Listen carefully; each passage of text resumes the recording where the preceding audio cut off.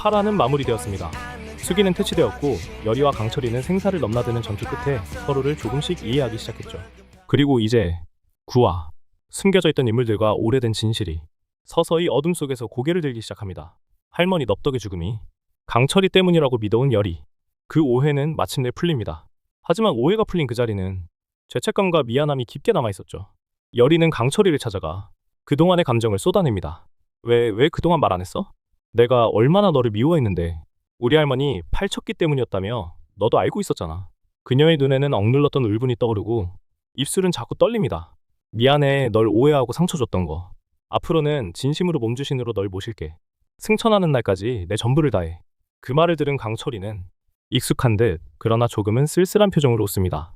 엥? 뭐야, 감동할 뻔했잖아. 그땐 그냥 너한테 인정받고 싶었어. 네가 날 맨날 벌레 보듯 해서 홧김에 그런 말 한 거지. 근데 주상이 문제야. 말하지 말랬더니 꼭 지가 먼저 말해버리더라니까. 그 순간 여리의 얼굴에 묘한 웃음이 떠오릅니다. 그건 단순한 호감이 아니라 서로를 바라보는 감정의 균열이 처음 생긴 표정이었죠. 그날 이후 여리의 마음속에 강철이라는 존재가 조금씩 틈을 만들어 파고들기 시작합니다. 작은 바늘구멍 같던 감정은 곧 마음속에 커다란 싱크홀을 만들어낼 조짐을 보이죠. 구독과 좋아요 누르면 사랑의 블랙홀도 생긴다던데요? 흐흐. 그날 밤 비비는 궁궐 깊은 회랑에서 또다시 혼을 먹으려다 실패했습니다. 먹잇감은 분명했습니다. 70이 넘은 4대가의 노대감으로 평생 권세를 등에 업고 백성들을 수탈해온 인물이었죠. 비비의 감각은 틀리지 않았습니다. 그 혼은 짙은 도끼를 머금고 있었고 비비는 천천히 손을 뻗었습니다. 그러나 혼이 끌려 나오려는 찰나 양반의 허리춤에 숨어있던 돼지피 부적이 강하게 반응했고 비비는 손끝에 타는 듯한 고통을 느끼며 뒤로 물러설 수밖에 없었습니다.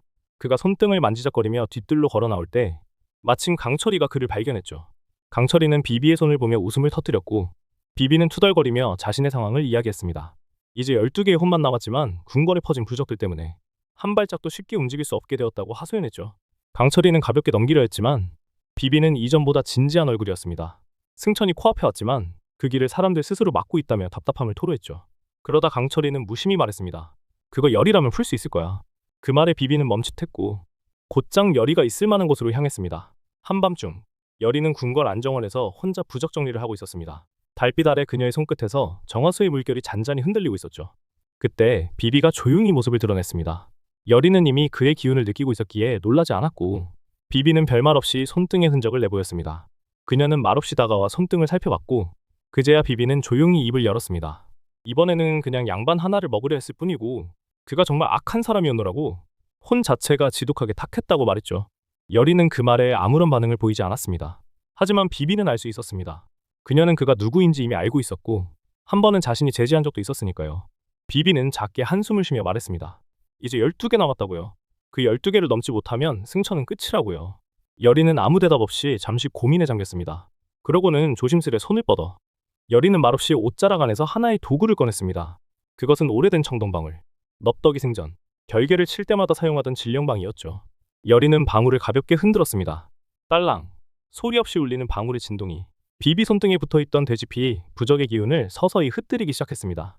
그 소리는 마치 공기 속의 결계를 헤집듯 맑고 날카로웠고 잠시 후 부적의 자국은 수면이 기름처럼 갈라져 사라졌습니다. 그래도 아직 좀 얄밉긴 하네요. 비비는 그렇게 말하고 등을 돌렸고 열이는 조용히 그를 바라보았습니다. 그들의 사이는 조금씩 변화하고 있었고 그 중심에는 아직 말로 표현되지 않은 감정과 갈등 그리고 인정이 자리하고 있었죠. 하지만 이들이 서로에게 가까워지는 순간 그 반대편에서는 더 큰 어둠이 움직이고 있었습니다. 맹인 판수 풍산, 그를 맹청회장으로 세운 장본인 바로 영의정, 중전의 외조부. 그가 드디어 모습을 드러냅니다. 풍산이 수기 퇴치 실패를 보고하자 영의정은 분노를 감추지 못하고 차갑게 그러나 정교하게 그를 짓밟습니다. 풍산, 한낱 계집 무녀 하나 처리도 못하면서 어찌 사도가의 칼이 되겠다는 것이냐? 판수 풍산은 무릎을 꿇고 읍소합니다.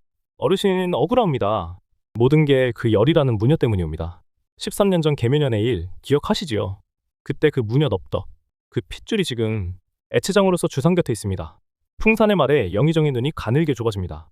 오래전 잊은 줄 알았던 그 밤이 조용히 머릿속을 기어오릅니다.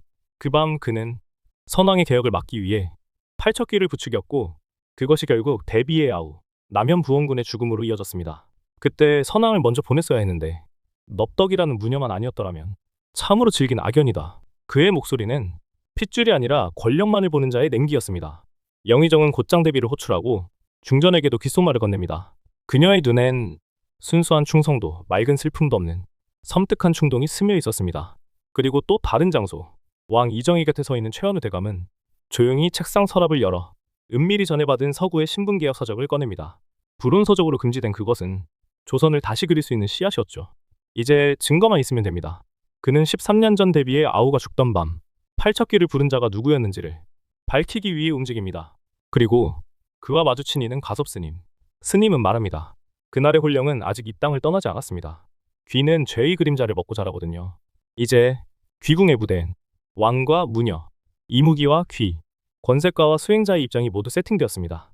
그리고 이야기의 중심에 여전히 있는 열이. 하지만 그녀가 납치됩니다. 영의정이 윤갑의 어머니를 미끼로 삼아 열이를 유인한 것이죠. 이 사실을 알게 된 강철이는 말없이 무장을 챙겨 길을 떠납니다. 그는 외칩니다. 감히 내 제자를, 나의 회오리를 맛보게 해주지. 하지만 강철이의 몸은 예전 같지 않았습니다. 한번 휘두를 때마다 숨이 거칠어졌고 이무기의 기운은 메마른 듯 흔들렸죠. 그 순간 가섭스님이 등장합니다. 그는 상대를 단숨에 제압하며 강철이와 열이, 윤갑 어머니를 모두 구출합니다. 쯧쯧. 역시 아직은 멀었군. 열이는 숨을 돌리며 스님에게 묻습니다. 스님, 강철이가 왜 이리 약해진 건가요? 스님은 한숨을 쉬며 말합니다. 골담초가 있었어야지. 이무기의 기운을 되살리는 유일한 약초인데. 그 말을 들은 강철이 그거 꽃가만 왕자에게 버리라고 줬는데. 쾅. 열이의 손이 강철이의 등을 내리칩니다. 이 화상아, 그걸 왜 버려? 그게 얼마나 귀한 건데. 스님은 말없이 웃으며 고개를 젓습니다. 허허, 이무기를 다루는 것도 사람을 다루는 것도 마음이란 게 참 어렵구먼. 이제 구화는 마무리됩니다. 하지만 남은 떡밥은 아직도 많습니다. 영의정의 다음 계략, 계면현 넙덕의 죽음과 풍산, 그리고 열이와 강철이의 마음의 거리. 그 모든 게 다음 화의 물결 속에서 요동칠 예정입니다. 재미있게 보셨나요? 그렇다면 구독과 좋아요, 댓글은 이야기를 깨우는 주문입니다. 다음 화에서 또 만나요.